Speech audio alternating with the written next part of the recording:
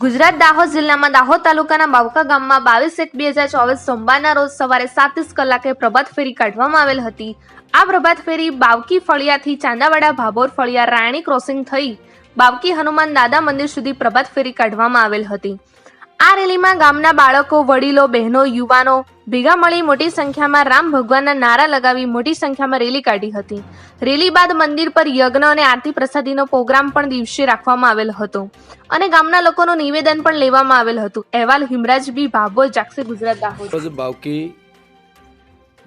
બાવકી ફળિયામાં જ્યારે ભાવિક ભક્તજનો અને ગામના બાળકો, બહેનો અને ભાઈઓ અને વડીલો જે પ્રભાત ફેરી આજે સવારે 7 વાગ્યાથી કરવામાં આવેલ છે, તેમાં તમારું નામ શું છે ભાઈ? ભાભોર દલસિંહભાઈ જયસિંહભાઈ, બાવકી ફળિયું, અને તારીખ 22/1/2024ના રોજ અયોધ્યા ભગવાન રામની પ્રાણ પ્રતિષ્ઠા નિમિત્તે અમારા જે ફળિયાના ભાવિ ભક્તોએ સવારમાં 6 વાગ્યાથી પ્રભાત ફેરીનું આયોજન કર્યું। પ્રભાત ફેરીનું આયોજનમાં અમે અમારા ફળિયાની અંદર, પછી ભાભર ફળિયાની અંદર અને રાણી ક્રોસિંગ અને બાવકી ફળિયામાં થઈ અને બાવકી હનુમાન મંદિરે અમે પ્રભાત ફેરી પૂર્ણ કરી। એમાં સૌ અમારા જે ફળિયાના અને ગામના વાલા ભક્તો જોડાયા અને ખૂબ ઉમંગથી, ખૂબ ઉત્સાહથી આ પ્રભાત ફેરમાં જોડાયા। એ બદલ એમનો હું ખૂબ આભાર માનું છું।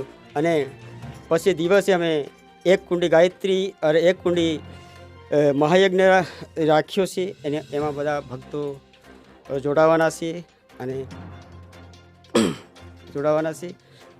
એ બદલ દલસિંહભાઈ, તમે આજે 22 જાન્યુઆરી 2024ના દિવસે તમારા જ ગામમાં તમે હનુમાન દાદાના મંદિરે આ પ્રોગ્રામ ઉજવવાના છો, પણ તમને આ દિવસે અને અયોધ્યા રામ મંદિરના પ્રત્યે તમને કેવું લાગે છે આજનો દિવસ? આજનો દિવસ ખૂબ આનંદનો છે, ઉત્સાહનો છે અને દરેક અમારા જે પરિજન છે, જે ભાઈ ભક્તો છે, એમની અંદર રામમય બને, આખું ગામ રામમય બને એવી અમારી ઈચ્છા છે। હવે આજના દિવસે તમે આ મંદિર જાગૃત કર્યું છે, તમારાથી અને તમારા ગામથી અયોધ્યા સુધી તમારાથી ન પહોંચાયું એના માટે તમે ગામમાં જ પ્રોગ્રામ રાખ્યો છે ને? હા, ગામમાં પ્રોગ્રામ રાખ્યો છે। અહેવાલ હિમરાજ બી ભાભોર, જાગશે ગુજરાત દાહોદ।